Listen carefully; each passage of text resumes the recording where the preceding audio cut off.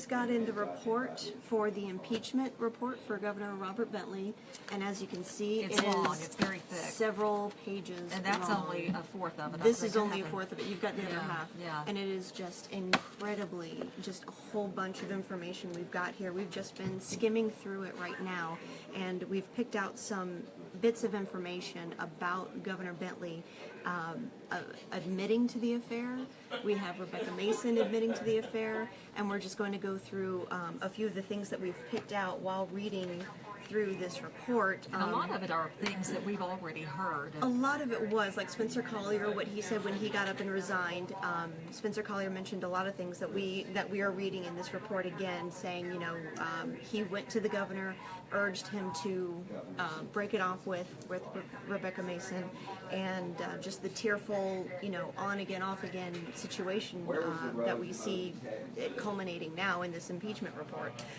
Just a few of these things, I made a few notes already of some things that I've read, and we're reading about, for instance, in 2013, there's a note of Rebecca Mason was sleeping at the pool house of Governor Robert Bentley's. So she was already kind of in situation where she might not should have been at that point in time. There was also a moment where in spring of 2014, he sent out a text saying, "I love you, Rebecca," with a red rose emoji, but accidentally sent it to his wife, Mrs. Bentley.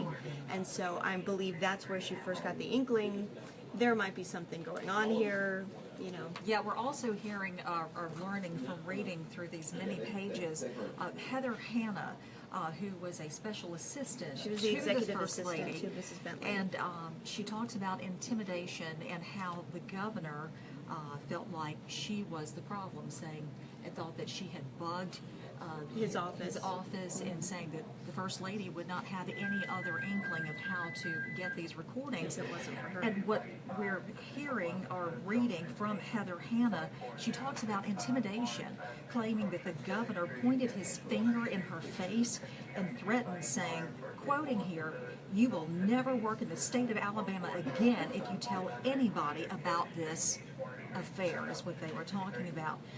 She also described his demeanor as angry, that he was speaking to her in a very loud tone of voice.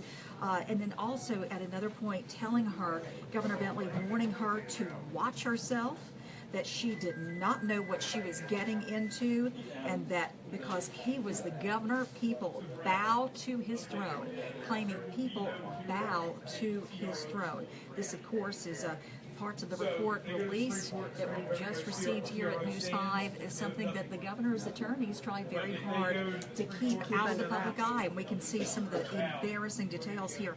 Also, perhaps intimidation, unexplained vandalism of Heather Hanna's vehicle and her house. One happening with her vehicle, she saw where someone had written on her vehicle using the B word, die.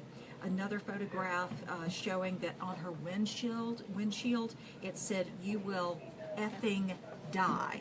And another police report reflects that Hannah told officers at the time that she did believe that both incidents were related to her recent deposition. So these reports that we are looking into certainly not putting Governor Bentley in a good light. And you know, as he was trying to keep this out of the public eye, he came out today on the steps of the Capitol and he apologized to the state of Alabama, but said he had done nothing illegal and he was not going anywhere. Right, but in fact, he may have been doing illegal things because we find out through this report that he was using state funds in some form or fashion in this, because he did instruct Ray Lewis, who was his kind of right-hand man when it according came to this report. Right. Yeah.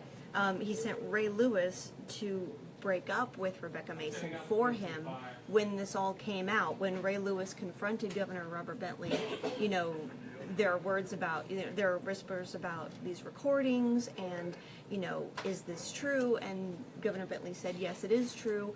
Can you please go upstairs and break up with Rebecca Mason for me? So he goes upstairs to a conference room, sits down with Rebecca Mason for about an hour, telling her this needs to end. And this report states that she agreed with him that it does have to end. She starts crying. By that point, Governor Robert Bentley comes into the conference room and tries to console her, saying, "It's okay, baby, we'll get through this."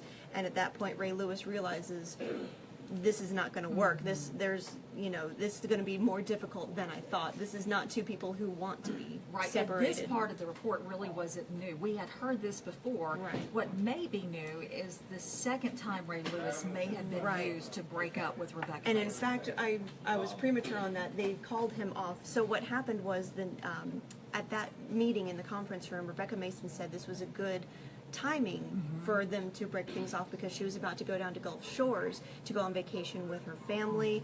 They'd be apart. This would be a good thing.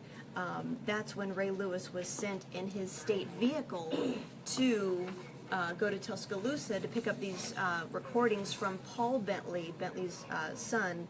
And after that point, Governor Robert Bentley called Ray Lewis while he was still in Tuscaloosa saying, "Get down to Gulf Shores. Rebecca Mason is not taking to this lightly. Can you please go to Gulf Shores and break up with her again?" And at some point in time, he called him back up and said, "Never mind, don't go." And we don't know why he was called off, but he was called off for one reason or another.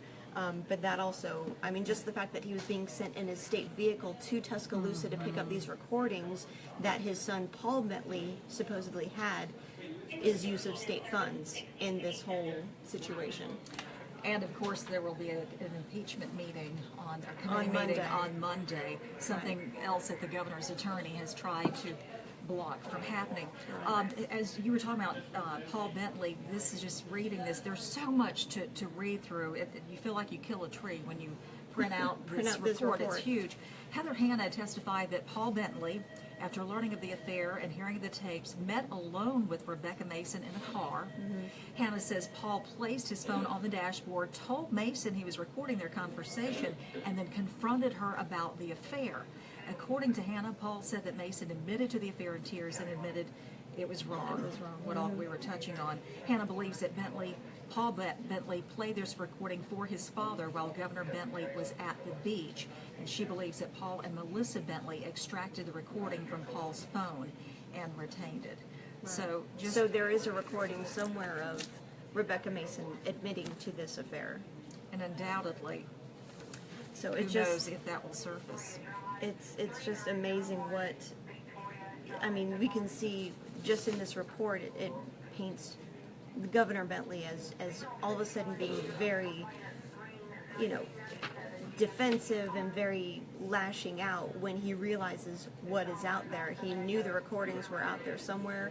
He was afraid that they were going to be released. He said there were things on there that he did not want the public to hear because he knew it would be very embarrassing and it would not put him in a very good light. Governor Bentley, and I interviewed him both times before his campaign, or before he was elected, and he comes across as such a nice family man, and you just really, he and his wife, or now ex-wife, were just beloved by Alabamians, and so everyone is just all pretty disturbed by all this.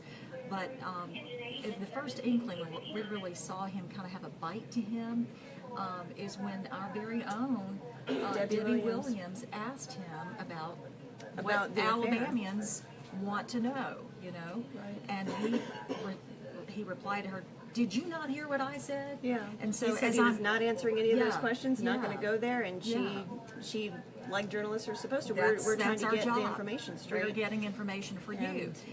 So when I read through this and hear what Heather Hanna testified and how she says he responded to her in such a harsh way. You can almost hear it. Yeah. It's very disappointing to say the least, reading through all of this report. There's just so much. It goes on about Spencer Collier and text messages and just a whole big lot chunk to of this. it was stuff that we already knew that Spencer Collier had mentioned when he resigned, and released a lot of information. Lots of text messages going out. I think at one point Rebecca texted Governor Bentley saying, "Thank you for being my special friend. I love you." Someone says, "Who's on their knees now, Bentley?" Yeah, should have stayed faithful. Yeah, interesting. Bow to my. Yeah, bow to my throne. Wow. And an interesting thing that was brought up before, if he leaves office, Mr. Bentley will not. His family has separated from him. His wife is separated from him. You know, his church is separated from him. He will not. He will be left with virtually nothing when he leaves office. If this goes through, if he does in fact leave office. So it's just very distressing, very disturbing to read. And of course, we'll have more coming up on News 5 tonight at 5 o'clock. And we certainly want to we encourage the governor to respond specifically to these accusations. Don't just shut down the media and say, I'm not going to talk to you about this, because people do want to know. You know, the folks of Alabama elected him twice, and it is uncomfortable People as put it their is, trust in him. especially if you're going to stay the governor, as you say you're going to, you're not going to go anywhere, then it's not just us. We are a mouthpiece and represent Alabama as well. And we put your message out when you ran for governor. And so people want answers. So we encourage the governor, Rebecca Mason, let's sit down and hash this out and talk about it. You know, Absolutely. because we have here what other people are testifying. So the truth is the truth. Put it the out. truth, yeah. We want to hear all sides. Admit to it and just get it out there and get it off your back. All right. I guess. All right. Thank you so much for joining us. We'll see you at News 5 at 5 o'clock in just a few minutes. Thank We've you. got more coming up.